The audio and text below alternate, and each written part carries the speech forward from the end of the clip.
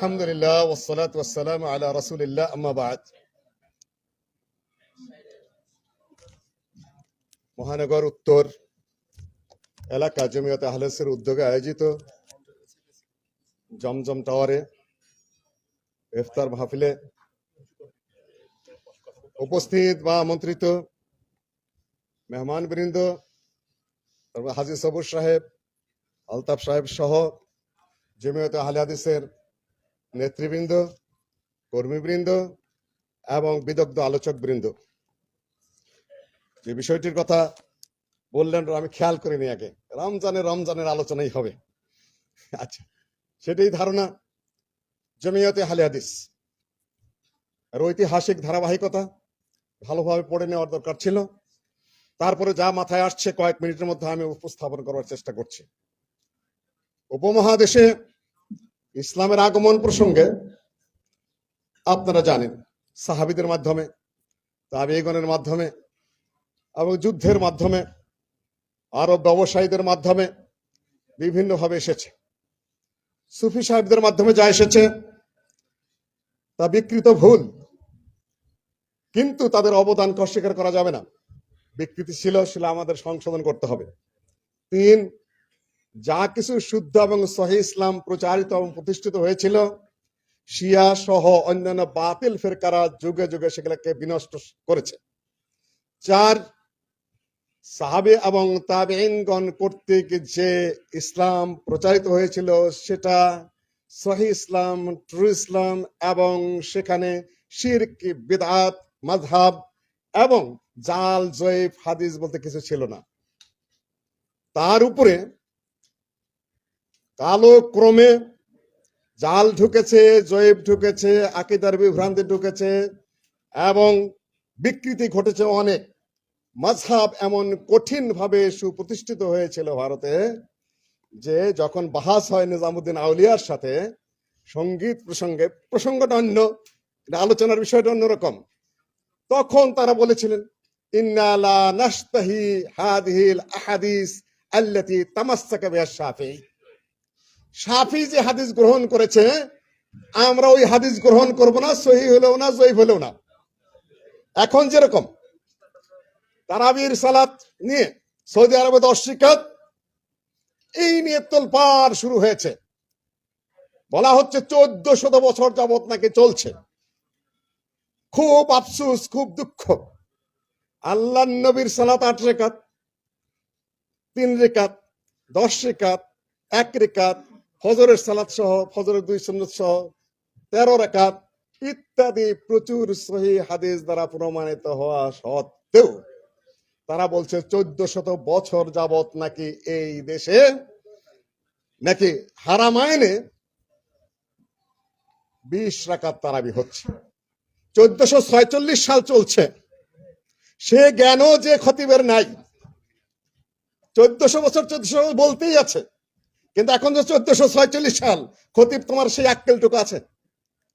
আর আল্লাহর নবীর 3 দিনে যে তারাবি সেটা 8 রাকাত, হানাফি, শাফি, মালিকি, হাম্বলি সকল হাদিস দ্বারা প্রমাণিত। তুমি প্রথম থেকেই শুরু করেছো। কাজে এই যে জাহালত, এই যে হাম্মুকে, এই যে বেউকুফি, এটা আমাদের জন্য একটা সুসংবাদ, তাদের জন্য দুঃসংবাদ। আরো ভালোভাবে তারা প্রচার করতে সক্ষম হয়েছে যে আহলে হাদিস আলেম যদি পৃথিবীতে না থাকে ইসলাম শেষ হয়ে যাবে। বায়তুল মুকাররমের খতিব হোক, মুহাদ্দিস নামধারী হোক, মুফাসসির নামধারী হোক, আর ওই বক্তা নামধারী হোক, যাই হোক না কেন, আহলে হাদিসের একটা ছোটখাটো আলেমের সামনে তাদের মহারথীরা যে কিছুই না, পড়াশোনাই করে না, এটা আবার প্রমাণ করেছে। ভারতে ঠিক এরকম সহিহ হাদিস যতই থাক না কেন, মাইক আমার মাপে বানানো হয়নি, কষ্ট করে শুনে নিতে হবে কয়েক মিনিটের জন্য। সহিহ হাদিস যতই থাক আমরা মানব না। তারপরে ইতিহাস আমরা বলছি না, শাহুলিল্লাহ মুহাদ্দিস দেহলভী তার হাদিসের দর্শের মাধ্যমে তার কিছুটা অপনোদন হলো।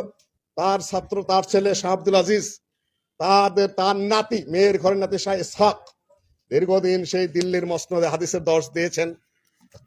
তারই ছাত্র সৈয়দ নজির হোসেন, যার বিশাল ছাত্র বাহিনী বাংলায় ছিল, 60 বছর হাদিসের দর্শ দিয়েছেন। লক্ষাধিক ছাত্র বেরিয়ে এসেছে আহলুল হাদিসের নীতি এবং পন্থায়। বিষয়টা এইভাবেই ছিল। সংক্ষিপ্ত ভূমিকা দেওয়ার কারণ আছে এইটুকু যে উপমহাদেশে ইসলামটা কিভাবে ছিল, না হলে জমিয়তের ইতিহাস বোঝা সম্ভবপর হবে না। এই যে ধারাটা ছিল সুফিবাদ, শিরিক, বেদাত, তারপরে প্রচলিত ফিকহের যে হাসিয়া, ওকানাত উমদাত বিদাআতিহিম, তাদের সবচেয়ে বড় সম্পত্তি ছিল মিশকাতুল মাসাবি আর মাশারিকুল আনোয়ার। এর উপরে আর কোনো আলেম পড়তে সক্ষম ছিল না। ওয়াইদা তারাফা আহাদুন, কেউ যদি একটু উপরে উঠতে পারত তাকে মুহাদ্দিস হিসেবে গণ্য করা হতো, বর্তমানের মতো আর কি। শাহুলুল্লাহ মুহাদ্দিস দেহলবীর সেই মাদ্রাসাতে শাহ ইসহাক 10 দিলেন, সেখান থেকে আবার 2 ধারা, সৈয়দ নজির হোসেন আহলে হাদিসের ধারা, ওইদিকে দেওবন্দি ধারা, 2 ধারা একই জায়গা থেকে হয়েছে। মাঝখানে অনেক ইতিহাস গল্প আছে, সেগুলা বলার সময় আমার নিজেরই নেই। সম্মানিত উপস্থিতি, এদিকে জিহাদ মুভমেন্ট শেষ পর্যায়ে ওহাবি নাম দিয়ে এই বাংলাদেশে যেরকম জঙ্গি নাম দিয়ে যাত্রাবাড়ি মাদ্রাসায় সাংবাদিকটা ঢুকেছিল, আহলে হাদিসের বিরাট ধরপাকড় হয়েছিল। ঠিক ওহাবি জঙ্গি নাম দিয়ে ব্রিটিশরা আহলে হাদিসকে ধরা, তাদেরকে জেলে দেওয়া, তাদেরকে ফাঁসি দেওয়া, আন্দিমান দ্বীপপুঞ্জে পাঠানো এবং তাদের মালামাল বাজেয়াপ্ত করা ইত্যাদি সব করেছিল। পিনাকি ভট্টাচার্য স্বীকার করেছেন সেদিন তার বক্তব্যে। সম্মানিত উপস্থিতি, এই একটা জটিল যখন সমীকরণ, সেই মুহূর্তে কি করা যাবে? সংগঠন ছিল না, জিহাদি সংগঠন ছিল, রাজনৈতিক সংগঠন ছিল। জিহাদি সংগঠনের নেতৃত্ব দিয়েছেন সৈয়দ আহমদ বেরলভী, শাহ ইসমাইল, এনায়েত আলী, বেলায়েত আলী, তাদের পুত্র আব্দুল্লাহ, আব্দুল করিম থেকে শুরু করে 1950 সালের জামালপুরের জসিমউদ্দিনের উপরে আর্টিকেল লিখেছেন আব্দুর রহমান বিএবুটি। জেহাদি আন্দোলনের শেষ ইয়াদগার জসিমউদ্দিন। আমি আরাফাতে পড়েছিলাম সেই সময় 1950 সাল পর্যন্ত, তিনি ফিরে এসেছিলেন। এখনো বাঙালি মুজাহিদের কিছু বাড়িঘর সেখানে রয়ে গেছে, রাজনৈতিক ধারা এবং জিহাদি ধারা। তাই বলে এখন কোনো জিহাদের প্রয়োজন নাই। কেন অস্ত্র যুদ্ধের প্রয়োজন নাই? হিজবুত তাহরির নামে যে সংগঠনটি রয়েছে, তাহরির মানে স্বাধীনতা, তাহরির মানে আজাদি। আহলে হাদিসের নেতৃত্বে এবং তাদেরই কর্তৃত্বে এদের স্বাধীন হয়েছে ইংরেজদের কাছ থেকে, হিন্দুদের কাছ থেকে। আহলে হাদিসের নেতৃত্বে ভূখণ্ড স্বাধীন হয়েছে। তোমরা যদি আবার নতুন করে ফ্রিডম শুরু করতে চাও, হিজবুত তাহরির শুরু করতে চাও, এটা সর্বৈব মিথ্যা কথা। আমরা সে অবকাশ দিব না। আমাদের এই ভূখণ্ড স্বাধীন। কয়েকজন পোলাপান মাঠে নেমে হিজবুত তাহরির করবে, এদের স্বাধীন আমরা করেছি। কাজে এই কথাই উত্থাপিত হতে দেব না আমরা নতুন করে। গোয়েন্দা বিভাগকে বলে দিচ্ছি, হিজবুত তাহরিরের সাথে আমাদের কোনো সম্পর্ক নেই। আমরা এই দেশের স্বাধীনতা মেনে নিয়েছি এবং আমরা তার নেতৃত্ব দিয়েছি সময় মতো। পয়েন্ট এই, সেটা ছিল, সেটা এই পর্যায়ে এলমিল আইন যেটা সৈয়দ নজির হোসেন হদে, সেটা বিরাজমান রয়েছে, আলেম ওলামা রয়েছেন। সাংগঠনিক ধারা কিভাবে হবে? সৈয়দ আহমদ বেরলভী এবং শাহ ইসমাইলের পরে কোনো সাংগঠনিক ধারা ছিল না। 1895 দিল্লিতে সৈয়দ নজির হোসেনের প্রধানত ছাত্র আব্দুল ওহাব মুলতানি দেহলভী, তিনি জামায়াতে গোরাবে আহলে হাদিস নামে প্রথম সাংগঠনিক জামাতের প্রতিষ্ঠা করেন। তারপরে তার বেশ কিছুদিন পরে 1905-06 সালের দিকে অল ইন্ডিয়া আহলে হাদিস কনফারেন্স প্রতিষ্ঠিত হয়। সেটা বিহারের আরায়। অল ইন্ডিয়া আহলে হাদিস কনফারেন্স বিহারের আরায় হলো। তার সেক্রেটারি জেনারেল ছিলেন সানাউল্লাহ অমৃতসরী। সৈয়দ নজির হোসেনের ছাত্র বাহিনী যারা, তারা মিলেই করেছিলেন অল ইন্ডিয়া আহলে হাদিস কনফারেন্স। তারপর আরো কয়েকটা সংগঠন হয়েছে। কুমিল্লা জেলার হয়েছে টিপ্পরা নাম ছিল। লম্বা কয়েক ঘন্টার আলোচনা, আপনাকে খুব দ্রুত কয়েক মিনিট শেষ করে দিয়ে আমি চলে যাচ্ছি। টিপ্পরা, কুমিল্লা এবং ত্রিপুরা দুইটা মিলে ছিল টিপ্পরা ডিস্ট্রিক্ট। তখন টিপ্পরা ডিস্ট্রিক্ট আহলে হাদিস ছিল, আঞ্জুমিন আহলে হাদিস বাঙ্গালা ছিল, কলকাতা কেন্দ্রিক ছিল, ইত্যাদি ইত্যাদি ছিল। 1946 সালে আল্লামা আব্দুল্লাহ আল কাফি আল কোরাইশি সাহেব, তিনি রংপুরের হারাগাছে বাংলাদেশ জমিয়তে আহলে হাদিস প্রতিষ্ঠা করলেন। নিখিল বঙ্গ ও আসাম জমিয়তে আহলে হাদিস। 1946 সাল। দেশ যেহেতু স্বাধীন হয়নি, ভারতের সাথে সংযুক্ত আছে, তিনি তার মেধা দ্বারা বুঝতে পেরেছিলেন যে খুব দ্রুতই আন্দোলন, রাজনৈতিক আন্দোলন, সামাজিক আন্দোলন যেভাবে চলছে, তাতে বাংলা বলতে পূর্ব বাংলা, পশ্চিম বাংলা এবং আসাম মিলে একটা স্বাধীন মুসলিম ভূখণ্ড হতে চলেছে। তার আগ মুহূর্তেই তিনি তার বিচক্ষণতা দিয়ে রংপুরের হারাগাছে নিখিল বঙ্গ আসাম জমিয়ত আহলে হাদিস কায়েম করলেন। বুদ্ধি লাগে, নেতৃত্বকে অনেক উপরে উঠতে হয়, তার পলিটিক্যাল বুদ্ধি, তার ইতিহাসের বুদ্ধি, তার সামাজিক বুদ্ধি, তার জাতীয় বুদ্ধি, আন্তর্জাতিক বুদ্ধি, কোন সময় আমাকে কোন অবস্থান নিতে হবে, প্রতিটা জিনিস আমার বোঝার বিষয়। কেন তিনি 47 দেশ স্বাধীন হলো, 46 কেন তিনি জমিয়ত প্রতিষ্ঠা করলেন মাত্র 1 বছর আগে? আরো বহুত ঐতিহাসিক ছাত্রদেরকে বলে তোমরা সেমিনার করো, যতটুকু জানি আমরা এখন বিদায়ের পথে তোমাদের মাথায় দিয়ে যেতে চাই। জমিয়ত আহলে সুন্নাহর সভাপতিত্ব করলেন সেই কনফারেন্সে তার বড় ভাই আব্দুল হাল বাকি, মুসলিম লীগ নেতা। এই জন্য বলছি, বর্তমানে ডক্টর আব্দুল্লাহ ফারুক ভাই যে উদারতার পথ ধরেছেন, সেই উদারতার পথ আব্দুল্লাহ আল কাফি আল কুরাইশি শিখিয়ে গেছেন। মুসলিম লীগ নেতা তার বড় ভাই আব্দুল্লাহ আল বাকি, তিনি সভাপতিত্ব করেছেন। তিনি জমিয়তের কোনো পূর্ণাঙ্গ সদস্য ছিলেন বলে আমার জানা নাই। বগুড়া কনফারেন্স করেছেন, তারপরে সেখানে উনি সভাপতিত্ব করেছেন। বিশ্বস্ততা থাকলে, আন্তরিকতা থাকলে এই সকল কথা নিয়ে সংকীর্ণতা বৃদ্ধি করে কখনোই ব্যাপক যে লক্ষ্য উদ্দেশ্য আহলে হাদিস আন্দোলনের, সে পর্যন্ত পৌঁছা সহজ হবে না। এই পর্যন্ত গেল।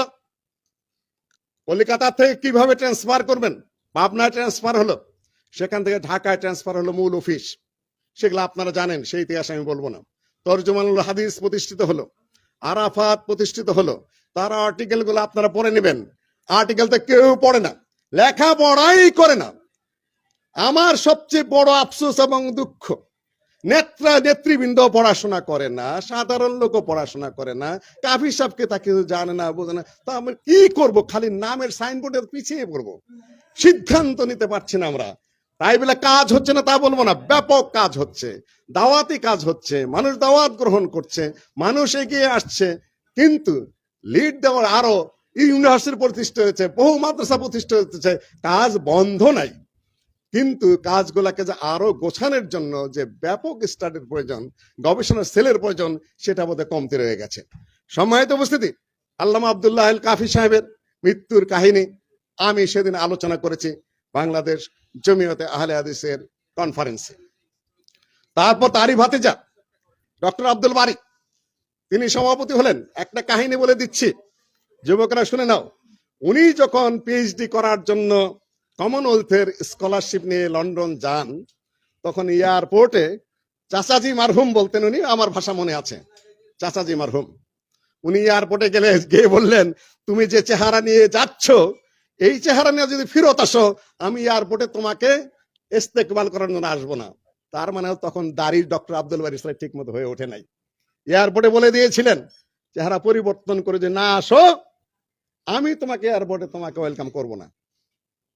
চাচার প্রতি সম্মান না, শুধু বিনয়, নম্রতা, উপলব্ধি। উপমহাদেশ নয়, সারা পৃথিবীর মধ্যে যদি 2-4-5টা উচ্চ শিক্ষিত মানুষ ধরা হয়, তাহলে প্রফেসর ডক্টর আব্দুল বারী স্যারকে ধরতে হবে। তিনিও কিন্তু শিক্ষা কমিশনের ছিলেন, কমিশন প্রধান ছিলেন। এটা আমরা জানি না কেউ, অন্যদের কিছুই নাই, ইতিহাস নাই, লোক নেই, কিছুই নেই। 2-4টা দাপড়া দাপড়ি করে কয়েকটা সাইন বলে ইতিহাস অকারণে সৃষ্টি করার চেষ্টা করে। আর আমাদের বিরাট ইতিহাসের অতীত রয়েছে, বর্তমান রয়েছে, আমরা সেটা কাজে লাগাতে পারি না সময় মতো। সম্মানিত উপস্থিতি, তার জীবন তিনি চালিয়ে গেছেন, দোষ ত্রুটি শুধু বর্ণনা করা হয়, কিন্তু তারই অবস্থানে থেকে এই বাংলাদেশের কয়জন অতটুকু ইসলামের খেদমত এবং অতটুকু তাওহীদ এবং সুন্নাতের খেদমত, অতটুকু এই সেকুলারের বিরুদ্ধে তার যে বক্তব্য এবং লেখনী, তার পক্ষে সম্ভব ছিল, একজনের পক্ষে সম্ভব ছিল। আমি ব্যাপক তার জীবনী নিয়ে কথা বলতে যাব না, কেননা আমার চিন্তা চেতনা অন্য ধরনের, আপনাদের শ্রুতি এবং আচরণ অন্য ধরনের অনেকেরই। আউরু কা হ্যায় পয়াম और मेरा पयाम और है, इश्क दर्दमंद का तर्ज कलाम और है, नालाए तायरे ज़ेरे दाम तो सुन चुके हो तुम, ये भी सुन लो कि नालाए तायरे बाम और है। স্বাধীন পাখি যে, তার গান আর খাঁচার পাখির গান এক হবে না। আমি স্বাধীন পাখি, আকাশ উড়ে বেড়াই। ভাইরা ঘন ঘন দাওয়াত দেন, আমাকে আমার ভাব মতোই কথা বলতে দাও, কাজে সবাই উপকৃত হবে, আমারও কিছু কাজ হবে। আমার হাতে ভাই খামাকা বেড়ি লাগে, আমাকে অকেজ করে দিও না। আহমদুল্লাহ ভাই তো পিছিয়ে লেগেই থাকেন, বলতেই থাকেন সবকিছু। সম্মানিত উপস্থিতি, তিনি চলে গেছেন, তার কর্তব্য কাজ ধারে কাটে ভাড়ে কাটে সবকিছুতেই কেটেছে। এখন তারপরে এসেছেন, একজনের পর একজন এসেছেন, তারা তাদের দায়িত্ব পালন করেছেন। কিন্তু আমার ধারণা যে জমিয়তে আহলে হাদিসের ইতিহাসকে যেভাবে সমৃদ্ধ করা প্রয়োজন সেই সমৃদ্ধ পর্যন্ত আসেনি। সেটাকে নিয়ে যাওয়ার মতো সম্ভাবনা সৃষ্টি হয়েছে। এখন যে 2 মিনিটের মতো আমি আমার বক্তব্য শেষ করে দিচ্ছি। যুগের প্রেক্ষাপটে কিছু সিদ্ধান্ত নিতে হয়। সিদ্ধান্ত আমাদের নিতে হবে। সিদ্ধান্ত বড় কষ্টের জিনিস, সিদ্ধান্ত বড় কঠিন জিনিস, সিদ্ধান্ত বাস্তবায়ন করা আরো জটিল জিনিস। আল্লামা আব্দুল্লাহ আল কাফি এই কবিতাটা পড়তেন ঘন ঘন। किस्मत के हर चीज को कस्म अजल ने जिस चीज को जिस शख्स के लायक नजर आया, बुलबुल को दिया रोना परवाने को जलना, गम हमको दिया सबसे जो मुश्किल नजर आया। তিনি বলতেন সবচেয়ে কঠিন যে জিনিসটা আল্লাহ আমাকে সেটাই দিয়েছেন। কঠিনকে বরণ করে নেওয়ার জন্য যদি আমাদের সিদ্ধান্ত না আসে, যুগ আমাদেরকে হারিয়ে ফেলবে। যুগ এখনো গণ্য করে না। আগামী খুব স্বল্প সময়ের মধ্যে 5-10 লাখ মানুষের উপস্থিতি এটা যুগের দাবি এবং সেটা সম্ভবপর। এটা যখন ভ্যাকসিনের কাজ করবে, উপস্থিতির জানানো দিতে হবে। একটা গণতান্ত্রিক যে দেশের যে অবস্থা, মুবাহ এবং বৈধ পদ্ধতির সেই অবস্থান আমাদের নিতে হবে, সিদ্ধান্ত নিতে হবে। এখানে কে কি হবে না হবে সেটা পরের কথা। যার যার অবস্থান সেটা আল্লাহ দিয়ে দেবেন জায়গা মতো, কেউ কাউকে ঠেকাতে পারবে না। এইটা 2 নম্বর। ইউনিভার্সিটিরা শুধুমাত্র একটা ইউনিভার্সিটির সাইনবোর্ড নয়, ওখানে এই দেশের ট্যালেন্টের ছাত্ররা পড়বে, সেখান থেকে একটা আদব আখলাক আদর্শ নিয়ে বেরিয়ে যাবে, উচ্চতর জ্ঞান হবে। 10 মিনিটের 1 ঘন্টা নোটিশে 10,000 বেরিয়ে আসবে, সারা দেশে তারা জ্ঞান ছড়াবে। ইউনিভার্সিটি শুধুমাত্র একটা অন্য সাইনবোর্ড নয়, যত দ্রুত গতিতে সম্ভব আমাদের এই ইউনিভার্সিটিটাকে দাঁড় করালে আমাদের জমিয়তের চাকা, আহলেদের চাকা আরো দ্রুত রান করবে।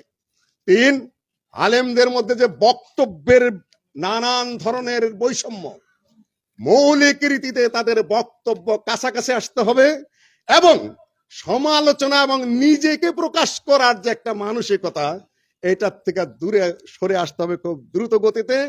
তাহলে জমিয়ত বলে, আর জমিয়তের নেতৃত্বে যেহেতু সর্বপ্রাচীন, সবচেয়ে ধনী মানুষ এখানে আছেন, সবচেয়ে শিক্ষিত মানুষ এখানে আছেন, সবচেয়ে বড় বড় আলেম এখানে আছেন, সব দিক থেকে আল্লাহ জমিয়তকে সমৃদ্ধ করেছে।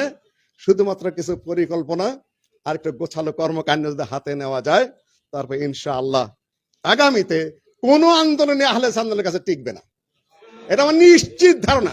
জমিয়তের আহলে কনফারেন্স আমি বলেছি, আমার মাথার মধ্যে নিশ্চিত বিশ্বাস, মনের মধ্যে দৃঢ় ইয়াকিন, এই দেশে যে অতীত বর্তমান সবকিছু নিয়ে আহলেরা আছে এবং এদের নেতৃত্ব যদি যত আরেকটু সুন্দরভাবে গুছিয়ে ওঠে, কেউ এদের সামনে টিকার মতো যোগ্যতা কোনো দিক দিয়ে রাখে না। জমিয়তের প্রতি এই আশাবাদ ব্যক্ত করে আমি আমার বক্তব্য শেষ করছি। আমার আবার আরেক জায়গায় যেতে হবে একটু। আসসালামু আলাইকুম ওয়া রাহমাতুল্লাহি ওয়া বারাকাতুহু।